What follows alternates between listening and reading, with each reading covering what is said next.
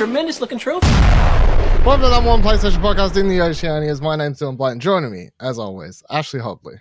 Hey, Donna. Excited to be here with you taking another short trip out of virtual reality.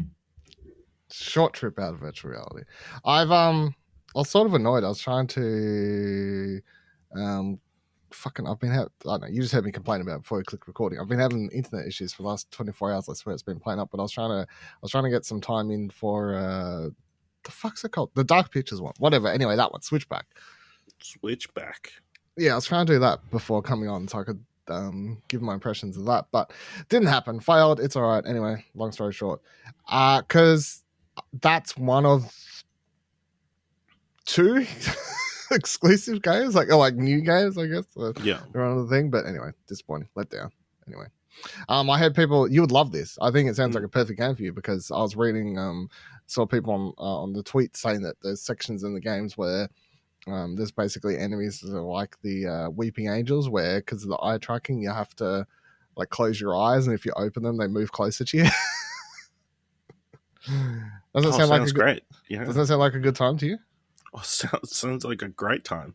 I thought you'd like that. I thought yeah. Who doesn't want a weeping angel simulator? Imagine though. I'd actually love Doctor Who VR Weeping Angel game. I'd be down. Wouldn't you just get captured like straight away? I mean, true. Yeah. It's like the games just don't blink. Yeah, but like I don't know, you make it fun. There's like sections where you can't blink, and then the doctor comes in and saves you. And which doctor? the new one, I guess. I don't know. You know. Shitty got one. I don't know. To make it. Use that Disney money. Yeah, use that Disney money. Well, they did announce something this morning. I don't know. Anyway, I've said it now. Side tangent. Did you see what they announced this morning? Doomsday. Yeah, this cross media thing. So I don't know. Yeah. Anyway. All right, this week on the show in the trophy cabinet, a gold trophy for a funny PSVR 2 advertisement and a platinum for Shuhei winning awards. So I want to start with this. Did you watch this ad? I've watched it twice. I think it's fucking hilarious. I've skimmed through it. Come on, Ash. You never watched you don't watch Aunty Donna though, do you? No, I haven't. Fucking let down. So in case people missed it, Aunty Donna, well, PlayStation Australia did a PSVR 2 advertisement with Aunty Donna. It's their exact type of humor with the the PSVR stuff with like Broden putting on the headset and just being like, Broden petting a dinosaur, Broden petting a dinosaur. And then like all this, the rest come, like it's fun. I'm hitting the gong. It's very funny. I don't want to say like an advertisement's well worth your 2 minutes 30 or whatever the time is, but I would definitely recommend checking out this advertisement. And maybe Aunty Donna should just become PSVR spokespeople, yeah, because I'm all for it. I watched this on my lunch break and people were like, what are you laughing at? I'm like, Aunty Donna, eh? These guys, you know what I mean? Good stuff. Okay. Good stuff. Big break. They got a new ABC TV show coming out. Yeah, that's this. Is that this month or next month? I think it's this month or April. Okay. Yeah. I remember watching the trailer, and I gotta be completely honest. I open my YouTube feed. I open YouTube. I see it's recommended, right? I click play. I'm like, very funny. Fake trailer for a fake TV show. And then I was like, it wasn't until near the very end, I'm like, wait, this is a real TV show. Yeah. Because I thought it was just a bit about a show. I mean, it could still be a bit. A bit how they got the Australian government to pay for this stuff. So, yeah. I mean, I know it's... Well, a lot of side tangents this week, but it's so you have a Netflix show that by all accounts did decent, and now we're back to ABC. Come on, what's going on there? And they want to, help the Australian government, help the ABC, back to their roots. Then they can sell it to anywhere in the world. You know what I mean? Get that licensing money. I mean, I guess they're technically like different shows, so they could do a second season of Big Old House of Fun. So. Yeah, that's true. Also, they're in Dungeons and Dragons, the upcoming movie. what kind That's true. I didn't watch that. So I saw there was other thing. I saw the recommendation, right? So Universal or whatever's got up that video behind the scenes, talking to them. I didn't watch it because I'm like, I can't just want it to be a surprise of when they show up. Well, they don't actually show up. It's a voice. Are they voices? Okay. Well, yeah. I want to be like, that's him. Okay. Well, then you know what I mean? I assume they're playing like some trolls or something. I don't know. Maybe. Okay. Maybe you've already seen who they're playing in the trailers. Dragons? Maybe. I will see. It didn't actually click because I stayed to the end of the trailers to see if there was an end credits thing. Yeah. And then they had like separate credits but obviously they put them up at the end of the actual credits because rather than putting them in the actual credits, you know what I mean? So they got their own little bit at the end. Yes. Like they're, you know how the Disney Plus has the various languages? That's what it was at the end of the movie. That's weird, but all right, sure. I mean, it's not uncommon. Like, what was it?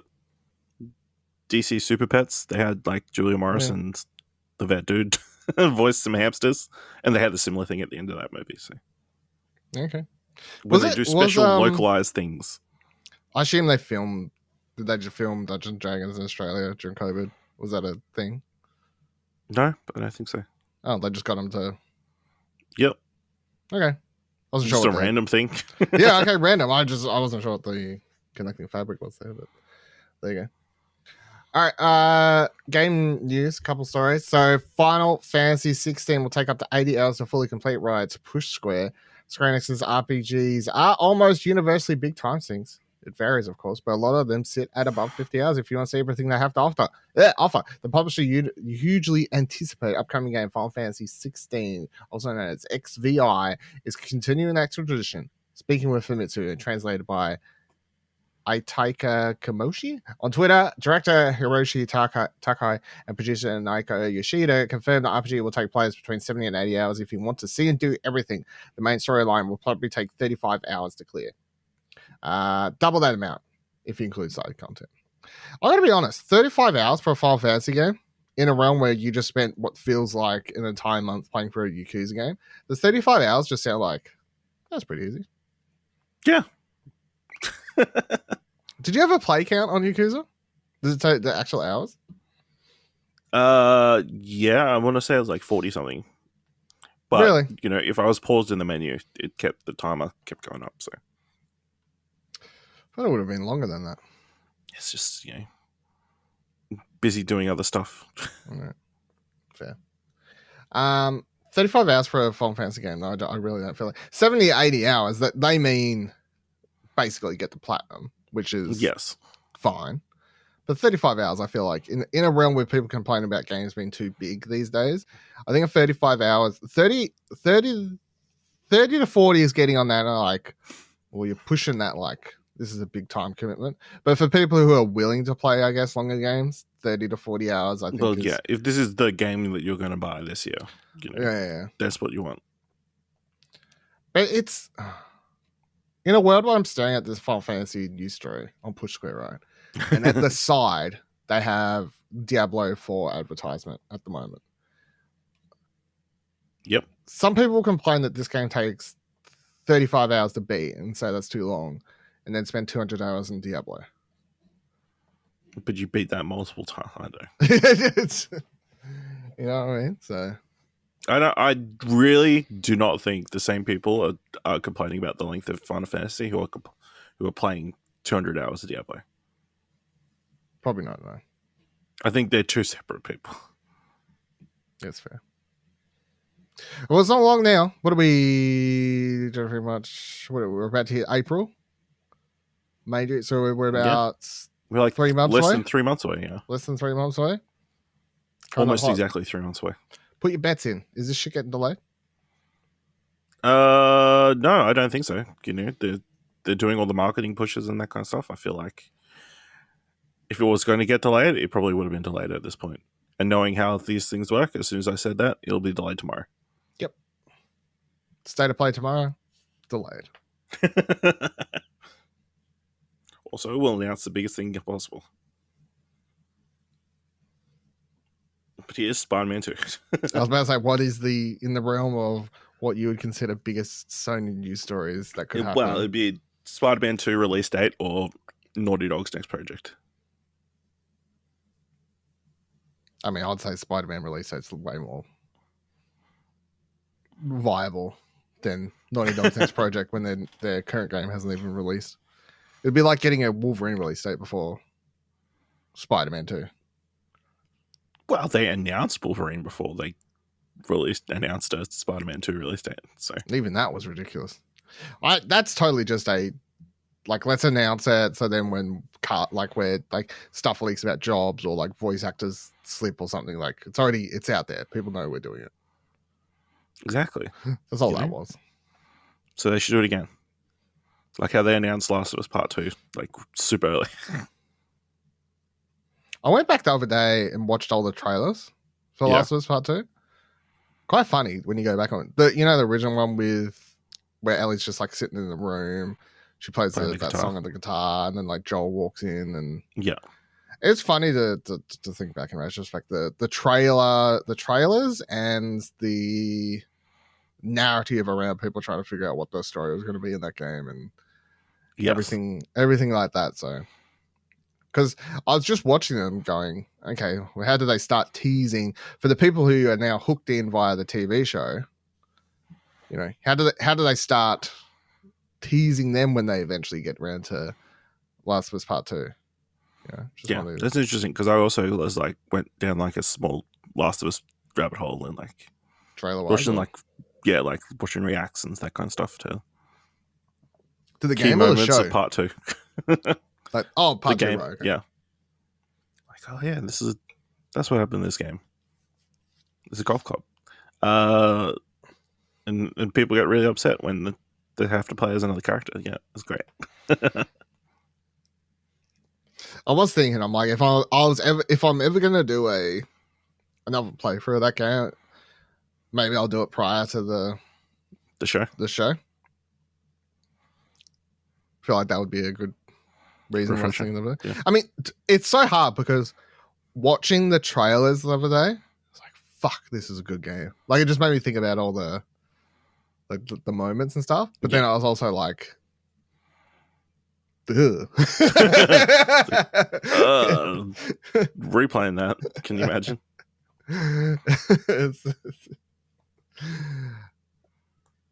Yeah, that means after maybe what I should do is make sure I don't finish it because I think I finished it at some I pushed it's like 3 o'clock in the morning. Yeah, I finished it at 3 o'clock. I just kept playing. I was like, I gotta I couldn't help. I just kept pushing. And next second it's 3 o'clock and I'm sitting there after the ending of that game, which is not a happy ending, just sitting there going, what is life? I have no friends, no family. I'm all alone. I'm like, what is life's meaning? Yeah, so maybe I should just not play it at 3 o'clock in the morning. That'd be a key part, maybe. Possibly. Eurogamer writes, Sony's Shuhei Yoshida awarded BAFTA Games Fellowship. Woo! Yoshida is a pioneer of the game industry, currently the head of Sony Interactive Entertainment's Independent Developer Initiative. The fellowship is the highest accolade from BAFTA, recognizing outstanding contributions to the games industry. Yoshida will receive the award at this year's ceremony on the 30th of March. Yoshida joined Sony in 1983 and helped launch the PlayStation, the company's first gaming console. In case you didn't know. In April 2000, he became vice president of Sony Computer Entertainment America. By May 2008, he was promoted to president of SCE Worldwide Studios. Later in 2019, he was chosen to head the company's Independent Developer Initiative to support indie developers on PlayStation by making game development accessible to smaller creators.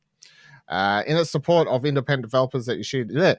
It's for this support of independent developers that Yoshida is receiving the fellowship. Quote, Yoshida's BAFTA fellowship recognizes him as a champion of independent developers for his personal social media presence and his corporate endeavors. He has consistently nurtured the creativity and innovation of the indie games industry and regularly champions indie games through podcasts, official PlayStation videos, and the wider games media. Yoshida said, throughout my career, I've had the privilege of working with incredibly talented teams who have developed some of the best games in the industry. I've always celebrated alongside those developers as their games have received well-deserved awards. It's an amazing honor for me to receive an accolade of my own. Jane Milchip, CEO of BAFTA, said, Shuhei Yoshida is a pioneer in the games world and is hugely deserving of a BAFTA fellowship. His collaborative, supportive approach continues to drive progress within the industry, using his platform to promote the voices and crafts of others and champion the work of independent designers, studios, and creatives. We look forward to honoring his contribution to the games at the ceremony on Thursday, the 30th of March. Well deserved, right? Yeah, absolutely. Obviously, he's had a very long career. He's had his hands all over all sorts of games throughout PlayStation's history. So, I mean, very deserving recipient. Yeah. Even though he snubbed us at, PAX. Yeah, this motherfucker. I mean, what? So, looking through the last nominees. Oh, no. Winners, all right. This crazy. This award goes on. The BAFTA Fellowship goes all the way back to. Have you looked at this? Do you want to do some trivia for you? Okay. BAFTA Fellowship is a lifetime achievement award presented by the British Academy of Film, Television Arts, a recognition of outstanding achievement in the art forms of moving image. Now, of course, this has slightly changed since then. But first recipient, 1971. Who do you think it was? Jesus Christ. 1971. Yeah. I know who made Tetris. No. Or who made Pong? If it started as a film thing. Oh, film. I don't know. Hitchcock. Correct. Yeah. You got it. And then I think I know the first person to get it would be, I think it's like the mid 2000s. Hold on, scroll. Trying to find. Yep. Who do you reckon the first person from games to get it was? And it was in the year 2007. Will Wright. Correct. Yeah. Are you cheating? No. You said that way too quick. That was my guess. I'm thinking who could have been the first recipient. It was like, who's the second recipient in games? 2009.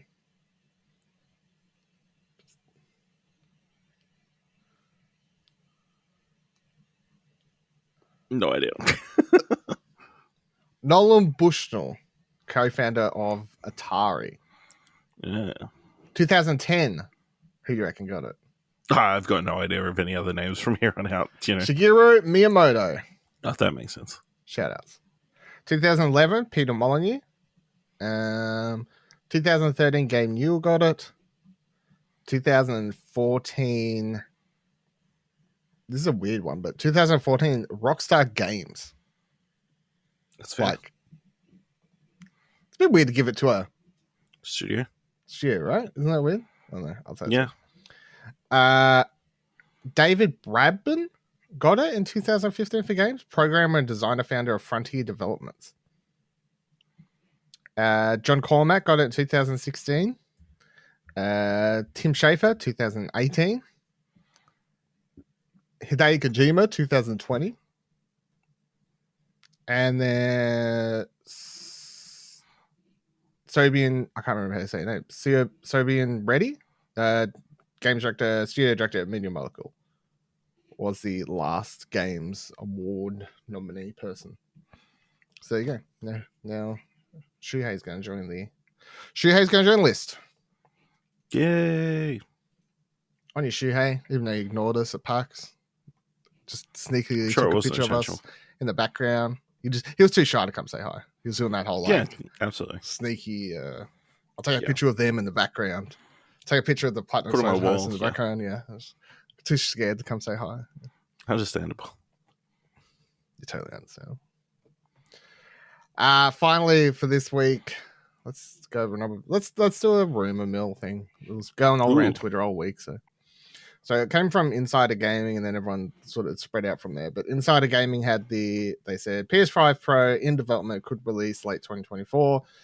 Insider gaming sources have confirmed that the PS5 Pro is in development and could release with a tentative release date of late 2024.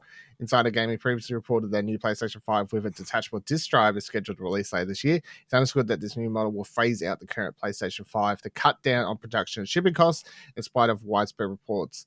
This is not the PS5 Pro model. This is, quote, just the beginning of new hardware coming to PlayStation users this generation, said one source when talking about the detachable disc drive console. As for what the PS5 specs will entail, details are limited. However, recently published patent by PlayStation architect Mark Cerny, spotted by Twitter user Onion00048, suggests that Sony Interactive Entertainment is looking to, quote, accelerate ray tracing performance in video games. Just like with the PS4 to PS4 Pro, we can generally guess pretty confidently that the PS5 Pro will have increased visuals, performance, and speeds. But as for leaked details, we'll have to wait till a later release date.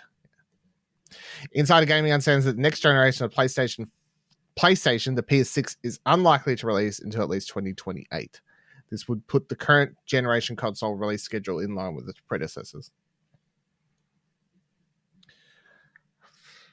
I don't have any doubts about this. Do you have doubts? What, that is happening? That a PS5 Pro could release by the end of next year. Yeah, I have doubts. I don't think it's a thing. You don't think it's a thing?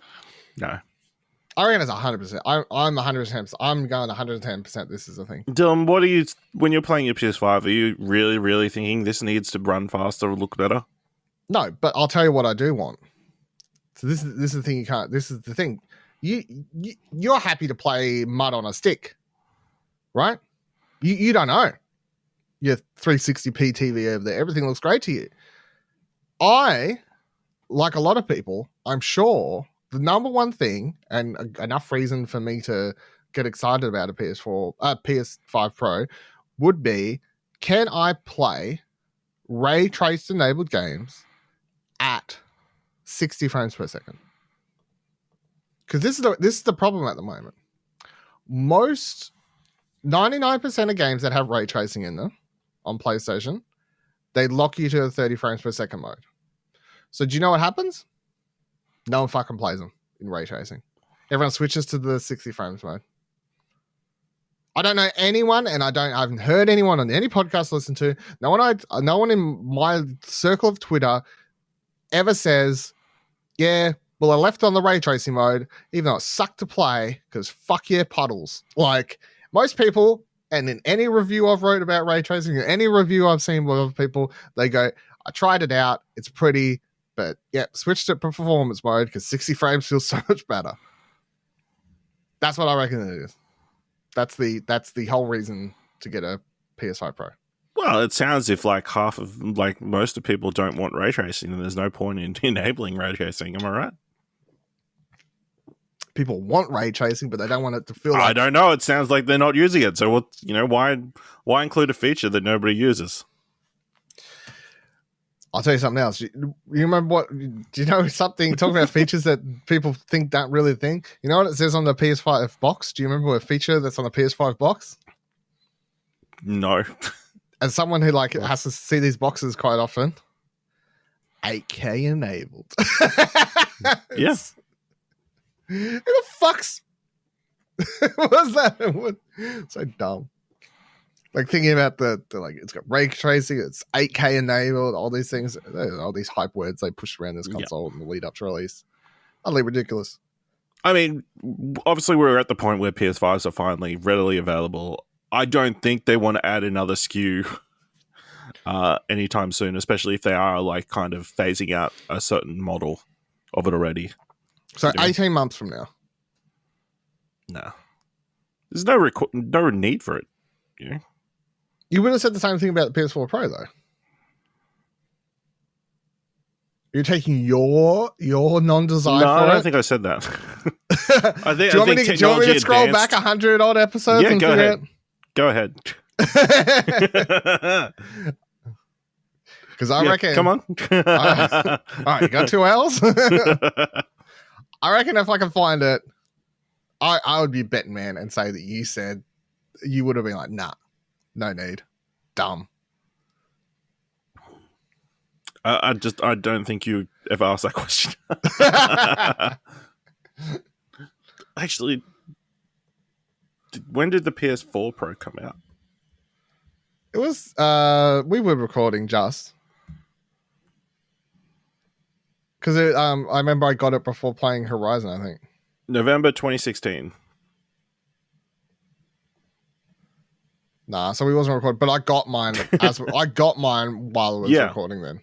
So, you know, we'll never know what I would have thought at the time, you know. Fucking. Well, at that stage, you know, the PS4 was running reasonably loud, so I mean, it made sense. But we're at the stage where I don't feel like people have taken full advantage of the PS5. You know, well, it's not. It's just a slight bump. It's like, oh, we need to use that ray tracing. It's like, okay, whatever. You know, is ray tracing worth adding $100 to the console? You know, yeah, at least I would upgrade $150 on a $1,000 console. Yeah, yeah.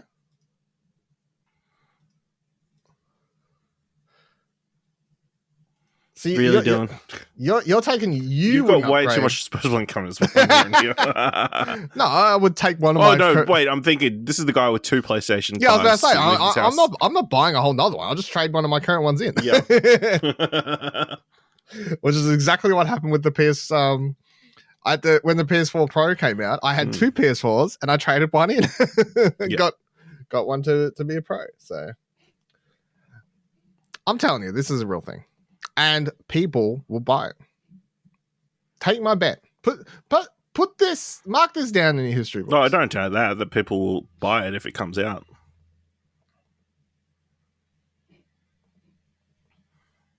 Do you reckon by the time I buy a PS5 Pro, you'll have a HD TV? Probably. I can guarantee it by the time you get a PS5 Pro, I'll have a 4K TV. Oh, shit. All right. That'll do it for this week's episode of Platinum Explosion. Of course, let us know any comments, questions, concerns you've got. I'm going to chuck up a poll now in a second as we're about to finish on if you would buy a PS5 Pro for the benefit of being able to run ray tracing games at 60 frames per second. So let us know, vote in that poll, do all the things, check out explosion.com. Explosion.com/Twitter will take you to all of our Twitters. Explosion.com/Discord will take you to our Discord, and you can talk to us over there. If you like Platinum Explosion or you like explosion.com, the website it comes from, you can support both those places by heading over to explosion.com/support. Takes you to our Ko-fi page. You can donate a little as $1 over there. And until next week, remember, every trophy counts.